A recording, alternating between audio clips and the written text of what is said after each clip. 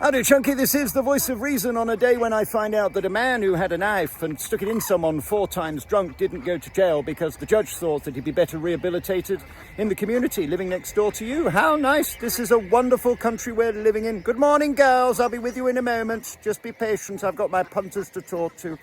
We've got a lot going on in the news this morning, and I'll be live tonight from 9.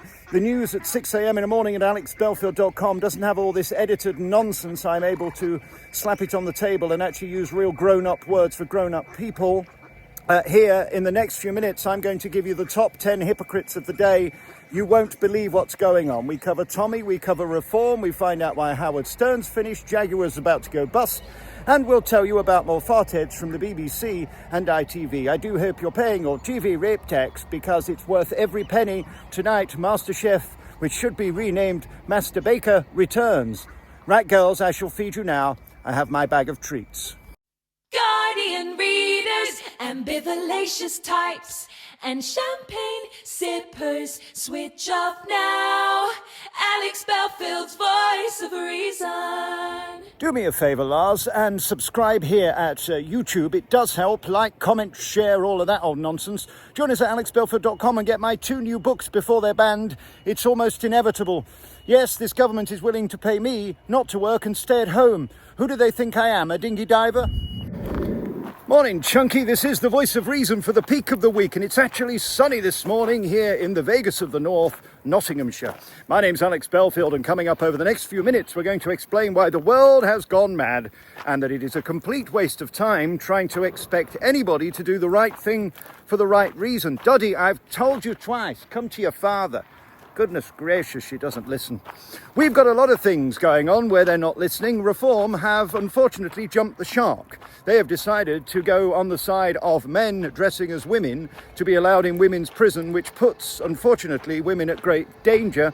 That makes me not want to vote Reform or for Anne Widdecombe, a lady who, let's face it, on her gravestone will say returned unopened. This lady really shouldn't be the one deciding whether women should be put at risk in women's prisons by men who believe that they're women. Oh, by the way, I was at HMP Fossway with 2 trans people who were absolutely fine. Back in the day when I was a child, it was all about PAMS people. Now it's trans people. If there are any offcuts flying around, by the way, I'd like one because I have a minuscule schlonder.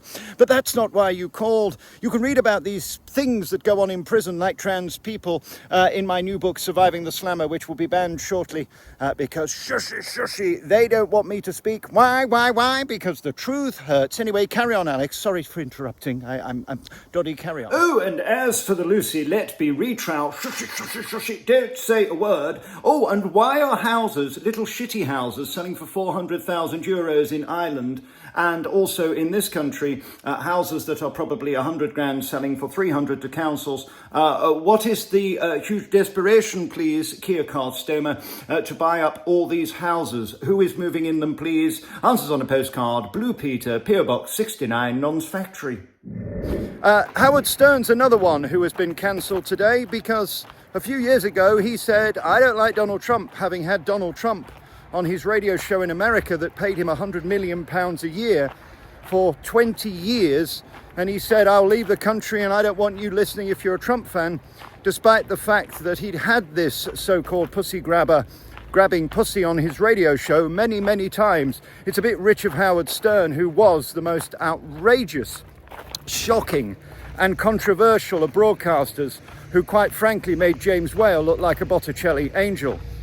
We move on to matters even more concerning, that your Non's Factory BBC believe that MasterChef should be broadcast this evening. Apparently Greg Wallace puts the holes in the donuts this evening, whilst the other one has a ham shank.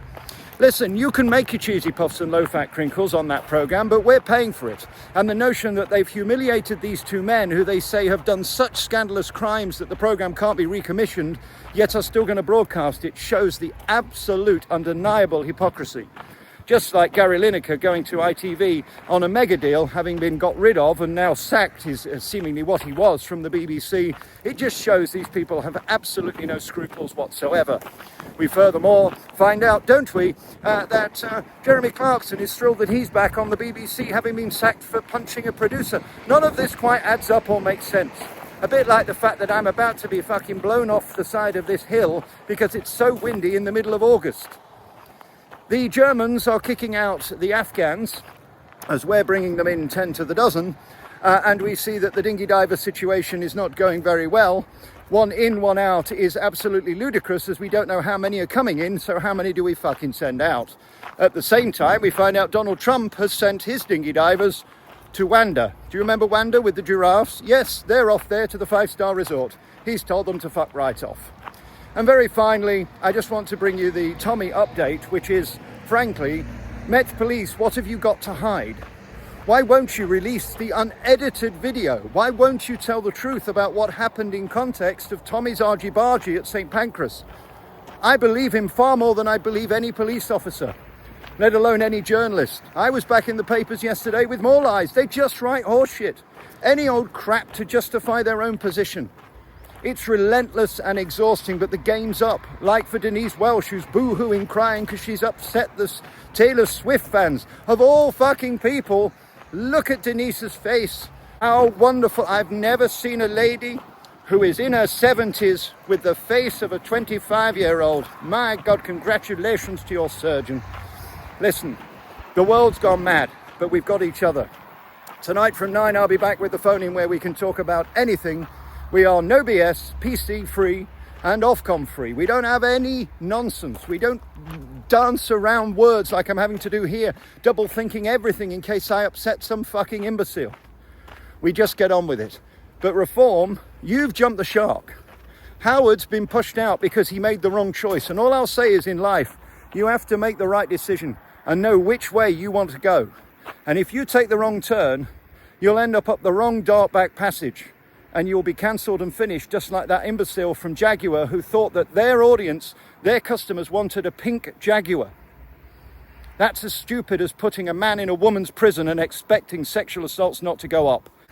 Right, that's it from me, Alex Belfield, News at 10. Not one of those BBC noncy types. We can use real words at alexbelfield.com, where I'll be back tonight from 9 with the news. My little storks here are filling their bellies because they are starving, what with global warming and all the pouring rain and the wind and the lack of food and closing down the farmers. They don't know which way to turn, but I've got my little bag of goodies to keep them happy. Don't you worry about that. The unfortunate thing is, as I walk round the park with it to get here, people think I've got a big bag of shit and only a little dog. It's rather embarrassing.